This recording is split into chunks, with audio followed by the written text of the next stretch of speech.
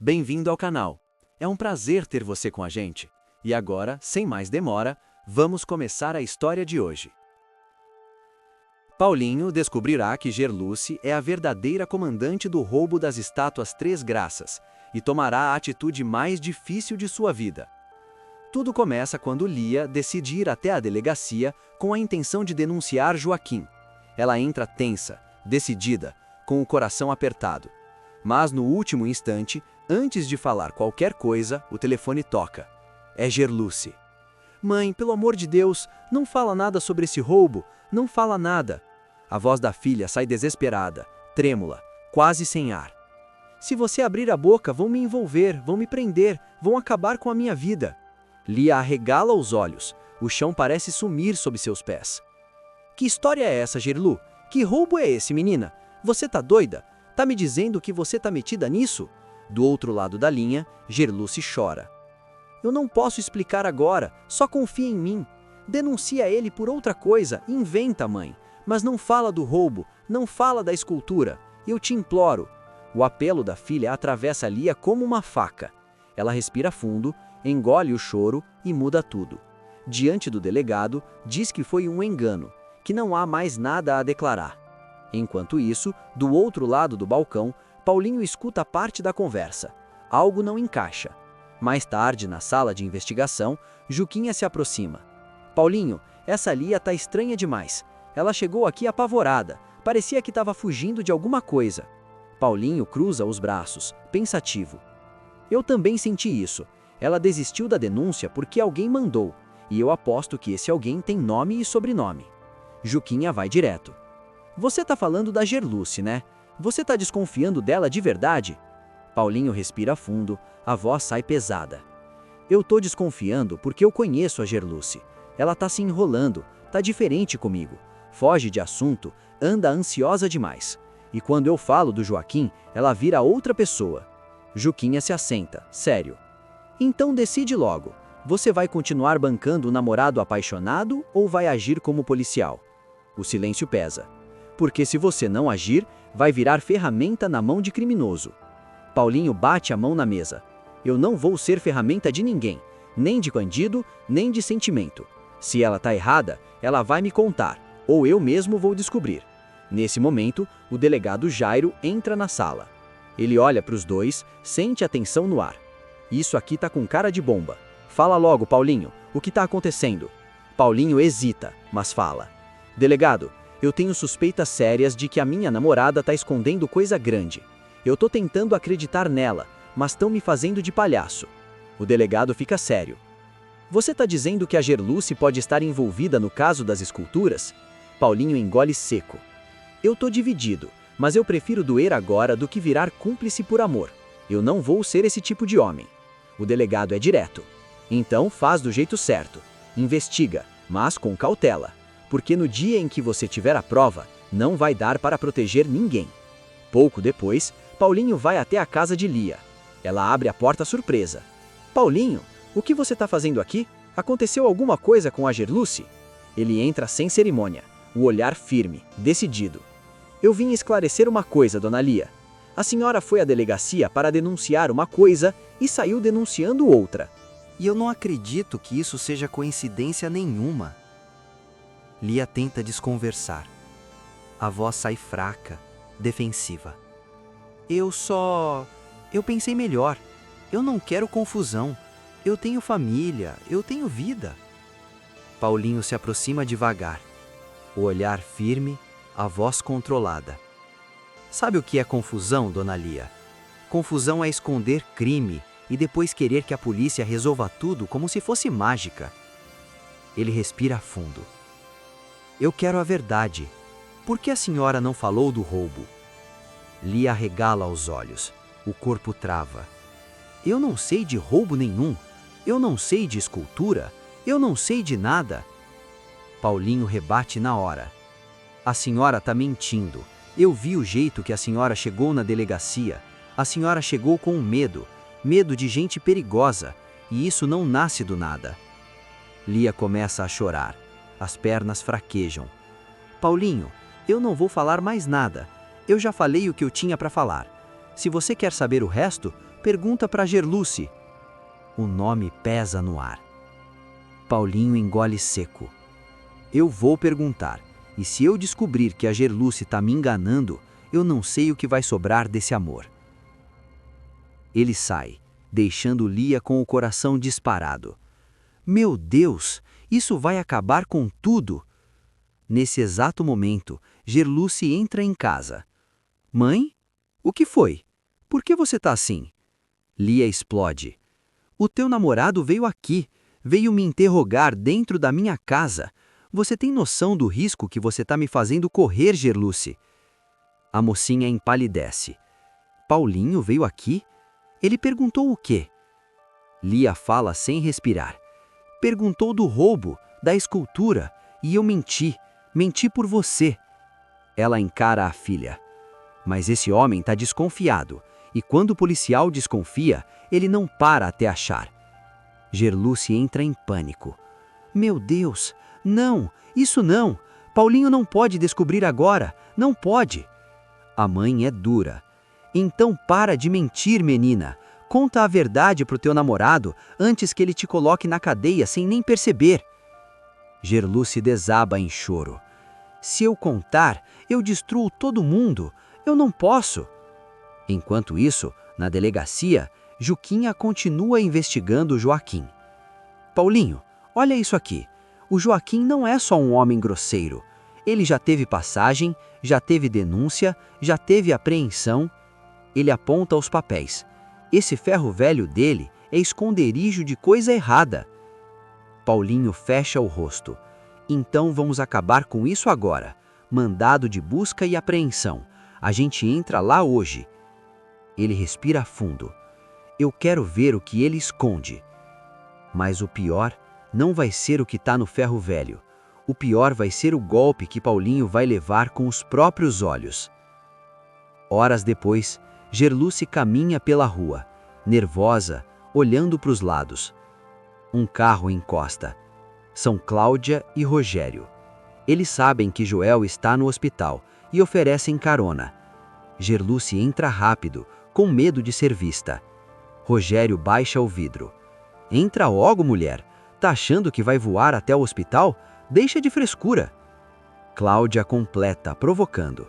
Tu tá se tremendo toda por causa do Paulinho. Ele não é teu dono, não. E se ele te ama mesmo, ele vai entender. Gerluce fecha os olhos, respira fundo e entra no carro. Do outro lado da rua, Paulinho está dentro da viatura. Ele vê tudo. Juquinha fica paralisado. Paulinho, meu Deus, é ela! Ela entrou no carro do Rogério! Paulinho não responde. A mão treme, mas o rosto endurece.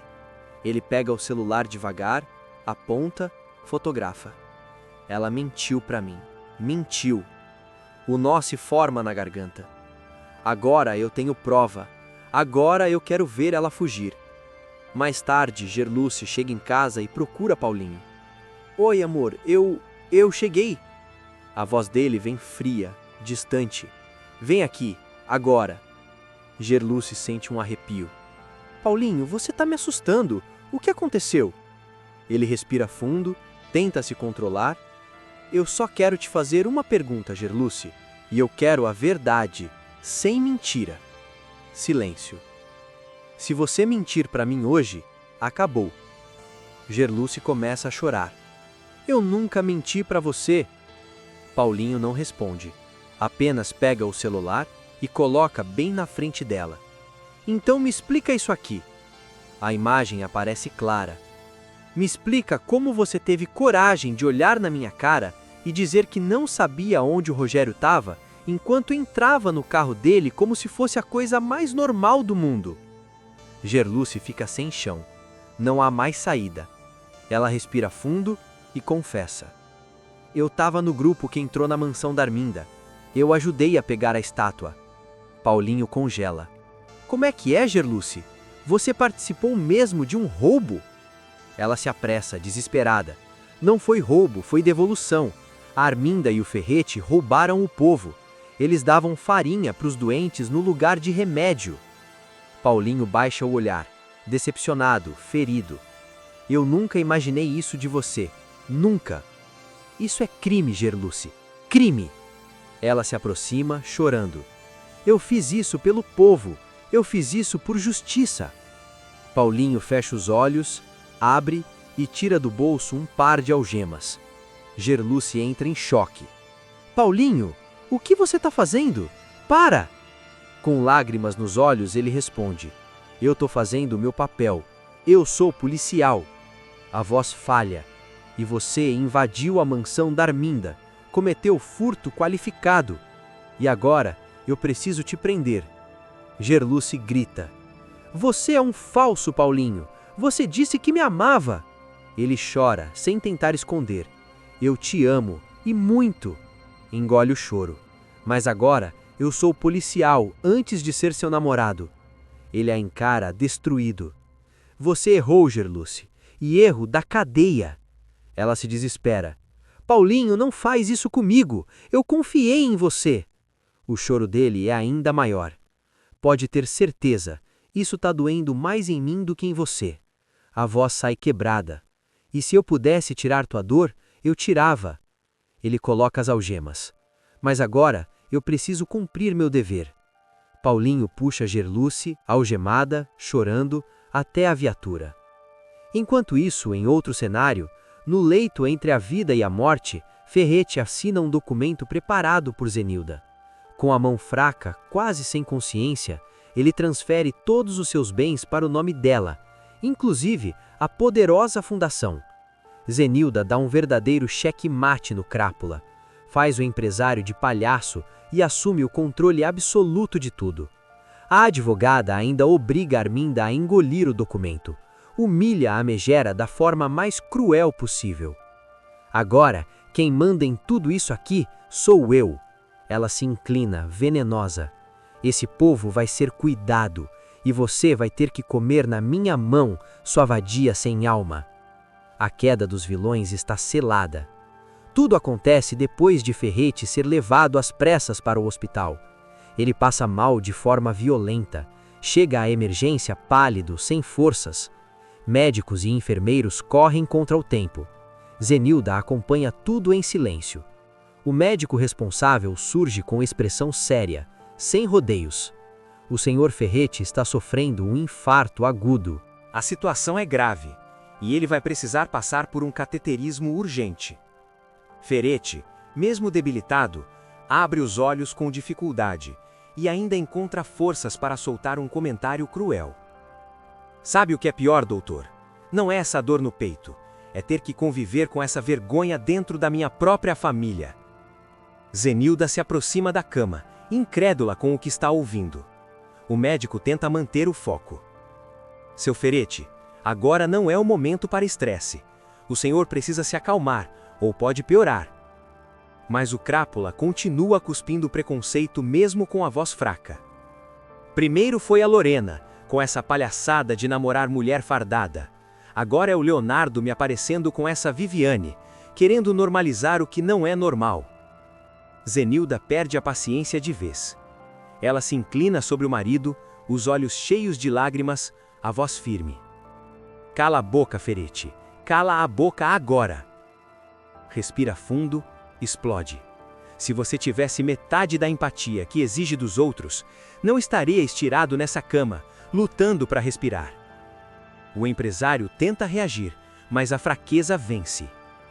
Eu prefiro morrer do que aceitar esse tipo de aberração na minha família. Zenilda dispara, sem hesitar. Então talvez seja exatamente isso que você esteja fazendo. Você está escolhendo morrer, Ferrete, porque prefere o ódio ao amor, o preconceito à própria família. O médico intervém ao perceber a pressão subir perigosamente. Chega, nós vamos sedá-lo agora. O procedimento precisa começar imediatamente. Ferrete é preparado às pressas. Antes de apagar, ainda tenta segurar a mão da esposa. Zenilda, não deixa eles destruírem o que eu construí.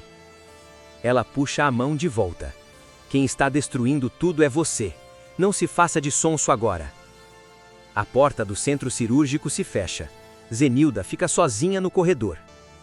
Minutos depois, ela chama o médico de lado. Doutor, ele corre risco de morrer?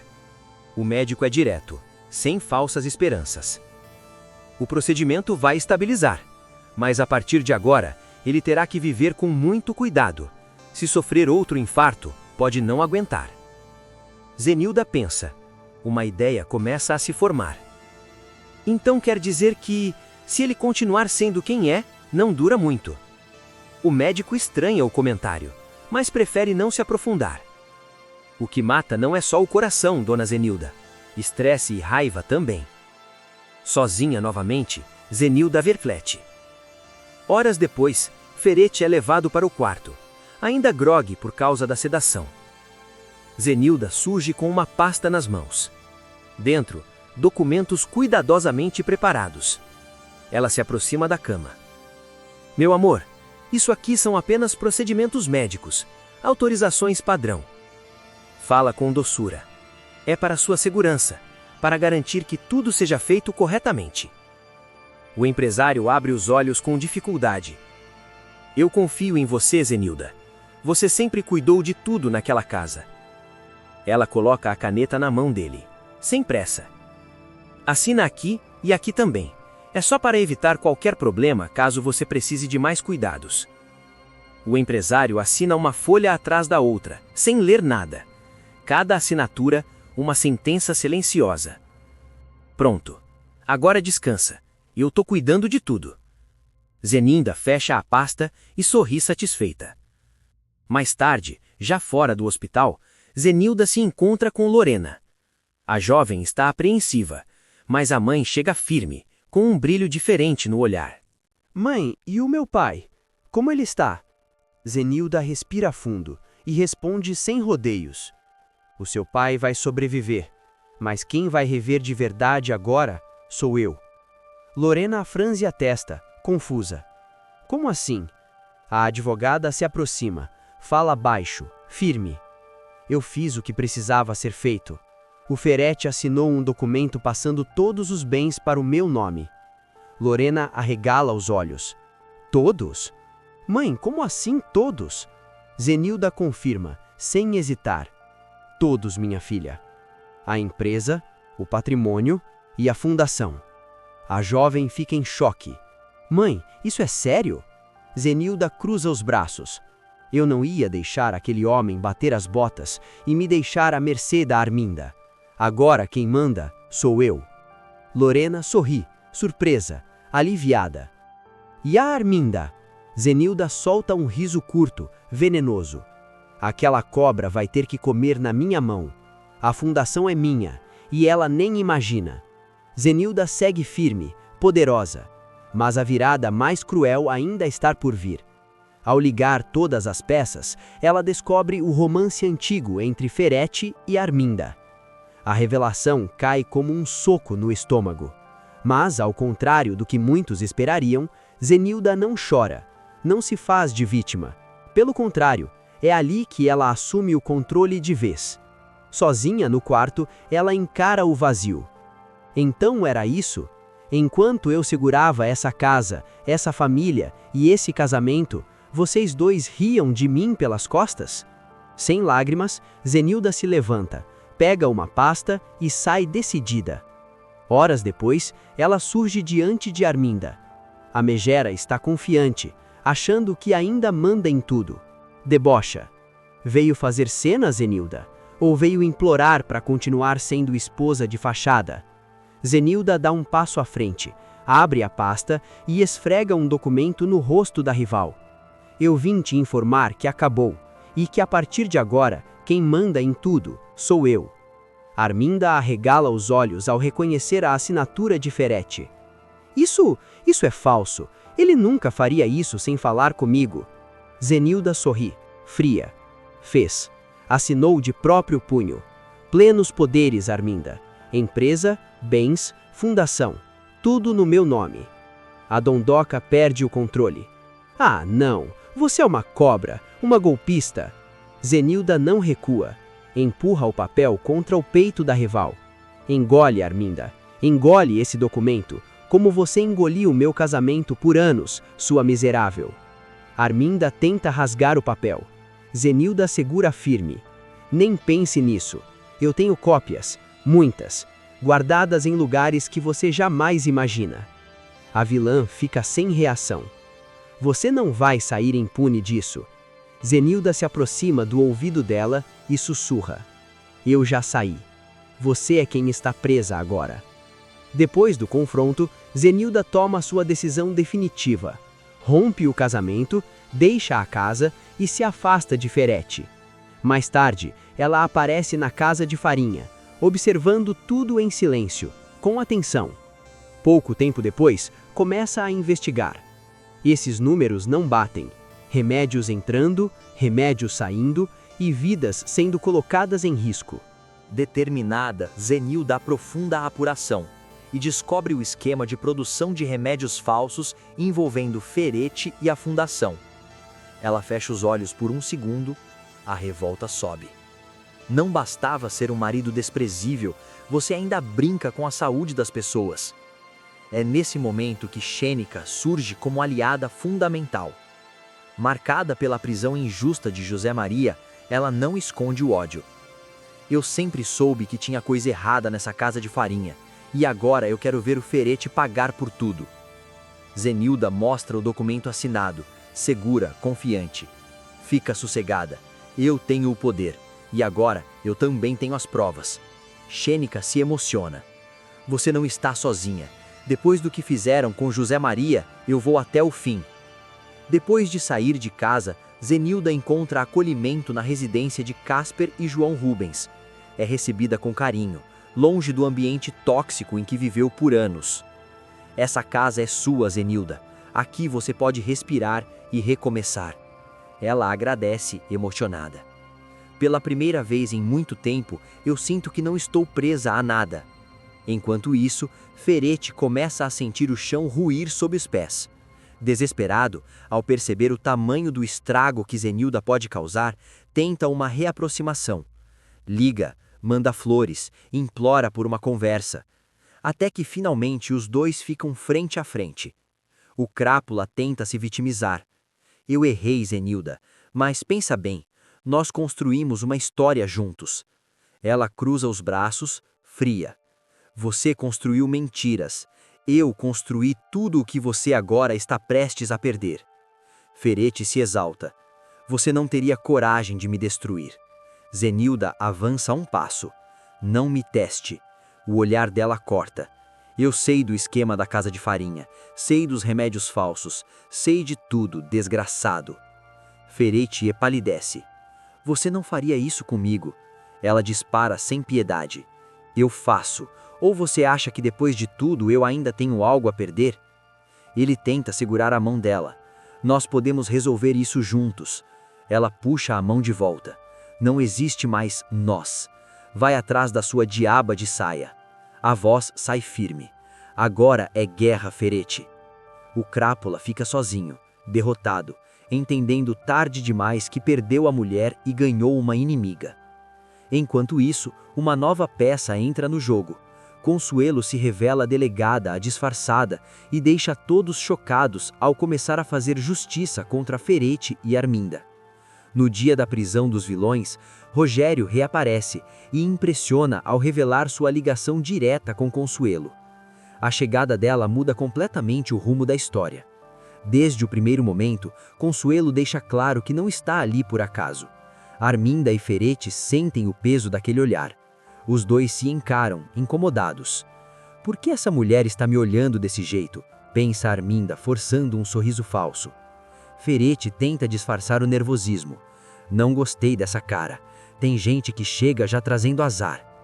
Consuelo cruza os braços, observa cada gesto. Interessante. Muito interessante mesmo. Ela percorre o ambiente com os olhos. Quem vê essa fundação por fora não imagina o que acontece por trás. Ainda no mesmo dia, Consuelo se aproxima de Gerluce. A segurança da mulher chama a atenção.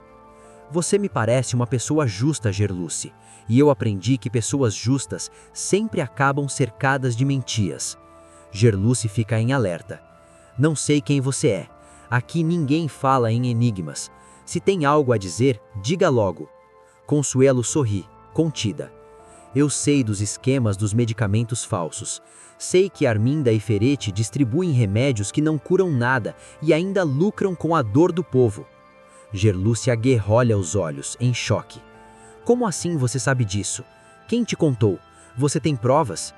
Consuelo respira fundo. Ainda não é hora de te dizer como eu descobri. Ela encara Gerluce. Só saiba de uma coisa, eu não estou aqui para brincar. Inquieta, Gerluce se fecha. Você aparece do nada, diz que sabe de tudo e se recusa a explicar? Me diz uma coisa. Você veio ajudar ou veio atrás do Misael? Consuelo fica séria. O olhar endurece. Eu não sinto mais nada por ele. Nada. Ela respira fundo, visivelmente mexida. O que eu senti no passado virou dor. Silêncio. Misael era ciumento, obsessivo. Não me dava espaço nem para respirar. Controlava cada passo, cada palavra, cada olhar. A voz falha. Eu vivia com medo, sufocada, presa. Gerluce fica tocada. Então por que voltar agora? Consuelo responde sem hesitar. Porque tem gente que precisa pagar pelo que fez, e porque chegou a hora da verdade. No dia seguinte, Consuelo vai até a casa de Júnior. O rapaz fica nervoso ao vê-la. Você não devia estar aqui. Ela o interrompe. Chega de medo, eu preciso que você me conte tudo o que sabe. Júnior anda de um lado para o outro, angustiado. Eles entregam remédios falsos para a população. Remédios que não curam, não fazem efeito e ainda ficam com todo o dinheiro. A emoção toma conta. Eles são dois pilantras, dois monstros. Ele engole o choro. Esse esquema é sujo, muito sujo. A dor explode. Eu perdi meu pai por causa disso. Ele confiou, acreditou e morreu. Júnior desaba. Enquanto eles enriquecem, famílias inteiras enterram seus mortos. Consuelo segura a mão dele. Você não está mais sozinho. Eu prometo. Enquanto isso, Arminda reclama com Ferrete. Essa mulher tá rondando demais. Eu não gosto disso. Ela olha como quem sabe. Ferrete tenta disfarçar, mas está tenso. Ninguém sabe de nada. Se soubesse, a gente já estava preso. Força um sorriso. Daqui a pouco a gente dá um jeito nessa lagartixa. Arminda sorri, venenosa. Mesmo assim, é bom ficar atento. Gente curiosa demais costuma acabar mal. Os dois trocam risadas falsas. Mais tarde, Consuelo volta a procurar Gerluce. Eu não estou sozinha. Tem uma pessoa comigo. Alguém muito importante. Gerluce estranha. Quem? Consuelo se aproxima, fala baixo. Na hora certa, essa pessoa vai revelar quem realmente é e acabar com Ferrete e Arminda. Gerluce arregala os olhos. Você precisa me dizer quem é. Consuelo sorri, calculista. Só se você me contar como conseguiu roubar a estátua das Três Graças. Gerluce congela. Como você sabe disso? Consuelo se afasta devagar. Eu sei muito mais do que você imagina. Gerluce fica paralisada, entendendo que Consuelo é muito mais perigosa e inteligente do que parecia. O clima pesa quando as duas voltam a se encontrar. Consuelo encara Gerluce nos olhos. Você vai provar que tudo o que fez foi pelo povo, e eu vou te ajudar a mostrar isso do jeito certo. A voz dela é firme. Você não fez por maldade. Você agiu porque viu gente sofrendo, viu gente morrendo, e não aguentou ficar parada. Gerluce engole o choro. Eu não peguei 1 centavo, eu juro, não fiz isso pra mim. A voz treme. Mas eu tô com medo. Medo de ser presa, medo de me chamarem de bandida, medo de tudo isso virar contra mim. Consuelo toca o ombro dela com cuidado, como quem segura alguém prestes a cair. Quem deve ser presa é Arminda e Ferrete, não você. Ela aperta levemente. Bandido é quem lucra com doença, quem entrega remédio falso e dorme em paz. Olha fundo nos olhos dela. Você tentou salvar. Gerluce respira fundo. Só Deus vai poder pagar o que você está fazendo por mim, Consuelo. Porque se não fosse você, eu já teria desistido. Consuelo responde seca e segura. Não me agradeça ainda. A gente só agradece quando o vilão cai. Um sorriso frio surge. E quando Arminda e Ferrete caírem, vai ser com barulho, vai ser com humilhação. Mas o destino ainda reserva alguns minutos cruéis para Gerluce, porque Paulinho vai acabar descobrindo tudo. Gerluce percebe o jeito dele antes mesmo de Paulinho abrir a boca. O olhar, o silêncio, a respiração pesada. Paulinho, não, por favor, não faz isso comigo. Não hoje, não desse jeito. Ele engole em seco. Gerluce, eu não queria que fosse assim, mas eu sou policial. A voz sai quebrada. E eu descobri que você é a comandante do roubo das Três Graças. O mundo parece parar. De longe, Arminda e Ferrete observam tudo. Com um sorriso discreto, satisfeito, Paulinho respira fundo. Luta contra si mesmo. Gerluce, eu vou ter que dar voz de prisão. Ele fecha os olhos por um segundo. Essa é a decisão mais difícil da minha vida. Abre os olhos, firme. Mas se eu fechar os olhos, eu viro igual aos que eu prendo. Gerluce começa a chorar. Então é isso? Eu vou pagar por tentar ajudar? A voz sai em desespero. Enquanto os verdadeiros culpados continuam livres, rindo da nossa cara. Paulinho se aproxima, destruído. Me perdoa, por favor. A mão treme. Eu tô fazendo isso porque a lei me obriga, mas meu coração tá se quebrando. A voz falha. Tá sangrando, Gerluce. Nesse exato segundo, Consuelo explode. Para! A voz ecoa. Gerluce não vai ser presa. Paulinho trava. Consuelo? Você tá maluca? Se afasta. Isso é procedimento policial. Consuelo abre a bolsa e puxa um distintivo. Procedimento policial é prender bandido de verdade, Paulinho. Ela ergue o olhar. E eu sou delegada. Delegada Consuelo. Silêncio total. Operação em andamento. Gerluce arregala os olhos, em choque. Você é. A voz some. Meu Deus, você era a polícia o tempo todo? Consuelo mantém a postura. Eu estava disfarçada, seguindo Arminda e Ferrete. Ela encara os dois, juntando prova por prova, esperando eles se enforcarem com a própria ganância. Paulinho fica sem reação. Delegada, eu não sabia. Respira fundo. Mas e o roubo das Três Graças? Consuelo se vira para todos. O roubo das Três Graças não foi por dinheiro. Aponta para Gerluce. Ela agiu em prol da população. Não pegou um centavo. A voz é firme. Ela tentou salvar vidas quando o sistema fechou os olhos. Consuelo aponta direto para Arminda e Ferrete. Vocês dois acabaram de perder. Ela enumera sem hesitar. Eu tenho provas de remédios falsos, notas frias, depósitos em contas laranjas. Respira fundo e testemunhos de quem perdeu gente por causa de vocês. Arminda berra histérica. Isso é uma armação. Eu sou uma mulher de respeito. Você não pode falar assim comigo. Consuelo ri, fria. Mulher de respeito? O olhar corta. Você vendeu esperança em cápsulas vazias. A voz endurece. Isso não é respeito, Arminda. Isso é crime. Ferrete reage, arrogante. Você acha que vai me prender na frente de todo mundo? Ele força um sorriso. Eu tenho amigos, tenho influência, tenho dinheiro. Consuelo rebate seca. E eu tenho algema. Olha firme. Dinheiro não compra absolvição quando a prova tá gritando. Paulinho respira fundo e assume. Arminda, Ferrete. A voz ecoa. Vocês dois estão presos por crimes contra a saúde pública, estelionato, fraude e formação de quadrilha. Arminda surta. Não, eu não vou pra cadeia. Vocês não sabem quem eu sou. Ferrete tenta correr, mas uma voz conhecida surge, firme, carregada de ódio. Eu sei muito bem quem vocês são. E vocês vão pagar por cada lágrima, cada caixão, cada vida que destruíram. O olhar é duro. Banda de pilantras. É Rogério. Arminda fica pálida. Rogério? Ah, não. O defunto de novo. Ela balança a cabeça em choque. Não, isso é impossível. Ferete engasga com o próprio orgulho. Você sumiu, miserável. Não tinha que voltar. Rogério se aproxima, firme, decidido. Eu voltei para ver esses pilantras pagando.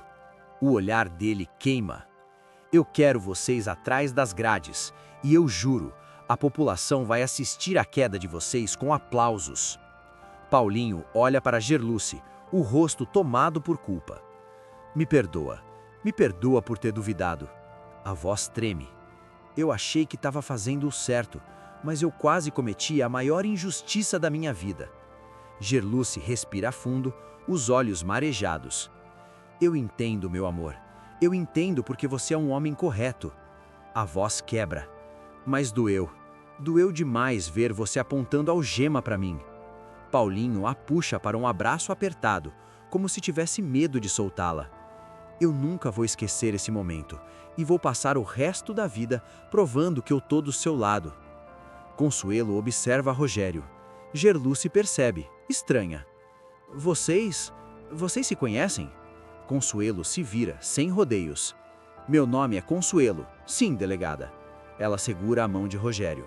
Mas eu sou também a mulher do Rogério. Gerluce fica sem chão. O quê? Tudo se encaixa. Então era isso que você escondia. Consuelo encara a jovem. Eu vim disfarçada, porque o esquema era grande. A voz é firme. E porque Arminda e Ferete jamais desconfiariam que quem ia derrubar eles estava tomando café no mesmo lugar. Arminda berra ao ser empurrada para a viatura. Isso é perseguição. Eu vou acabar com vocês. Vocês não vão sair impunes. Consuelo responde, fria. Vai acabar sim, Arminda. Ela aponta para a viatura. Só que vai acabar aí dentro. Ferete também é jogado para dentro, gritando. Eu não vou ficar preso. Eu sou Ferete. Rogério rebate, alto, para todos ouvirem. Não, você é só um criminoso que finalmente perdeu. Ele encara os dois. E o povo vai lembrar de vocês como vocês merecem. Uma pausa. Como vergonha.